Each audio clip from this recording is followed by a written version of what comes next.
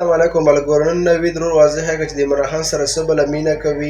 نن نوید ته پلو تللی چې کوم ځای کې عمران خان اوسېدلو نو هغه پلو تللی راځي. دا ویډیو ګورم بیا آخر کې بیا خپلې خبرې کوم. مخکې مې ملګرو سره لازمي شرکت پي ټي آی کارکونانو راځئ. یو ټرینډ روان دی په سوشل میډیا باندې.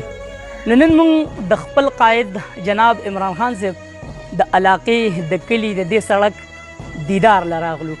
موږ وایو یو طرف ته د هغه مینه ده چې پیسې هم ویشلي دي، د جنت ټکټونه هم ویشلي دي، د عمرې ټکټونه هم ویشلي دي، خو د هغې باوجود هم هغه شان محبت، هغه شانتې مینه نشته.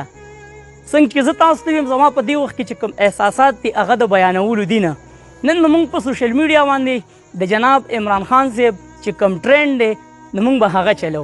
زما سره به څوک دغه واده کوي چې یو ځلې بیا دا لارې ګودرې، دا لارې کوڅې د جناب عمران خان صاحب نه علاوه ډېرې زیاتې سنسان دي، خو موږ به هغه خپله چې کومه مینه ده نو هغه به په داسې طریقه باندې د جناب عمران خان صاحب سره د مینې اظهار کوو. نو راغلم بنیګاله ته چونکې دې ځای کې چې کوم بیجان ولاړ دی هغوی وویل چې یاره د دې ځای نه اخوا اجازت نشته دی، خو زه بیا هم هغه چې کومه احساسات دي، کوم سکون دی، کومه مینه ده نو بس هغه د بیانولو ده نه.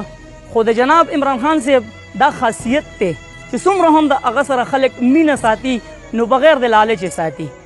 خو دغه شعرونه به زه نن جناب عمران خان صاحب ته د ده چې کوم رهایشګاه ده، کوم د بنیګاله سړک دی په هغې باندې به ورته ډالۍ کوم. ډېر ملګرو فرمایش هم کړی و زما چې کوم شعرونه د عمران خان صاحب دپاره چې زه چې عمران خان پرېږدم نو بیا به پاکستان پرېږدم. دا خو مې زړه دی مړه څنګه به خپل ځان پرېږدمه او ما سره دې باره کې مه چېړه بس دا وایم او نه خو پښتو پرېږدمه نه خو دغه خان پرېږدمه او د پاکستان دپاره یې خپله ملکه پرېښوده.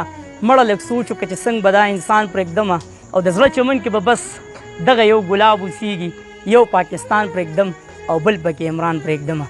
نور چې کوم شعرونه دي چې وخت په ثابت کې چې غلام څوک دی، توپان څوک دی، چغې د هرې خولې به واورې په مونږ ګران څوک دی، ستا ذهن بند دی ستا په سترګو د غرض پټۍ دي او بې عقله سوچ وکړه چې ګټه څوک تاوان څوک دی او چې درته وورو سورنګارو په خپل کور زندګي یاد خو دې دي که نه زمونږ عمران خان څوک دی.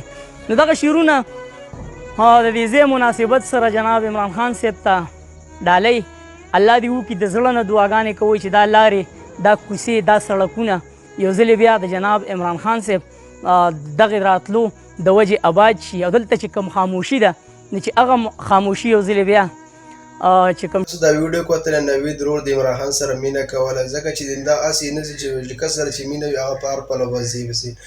نو نه نوید ورور نو عمران خان باره کې څو شعرونه هم ډالۍ کړو نو ډېر ښه او انشاءالله عمران خان به راکړسېږي دواګانې به ورته کوو او د ویډیو کتلو ډېره مهرباني. والسلام.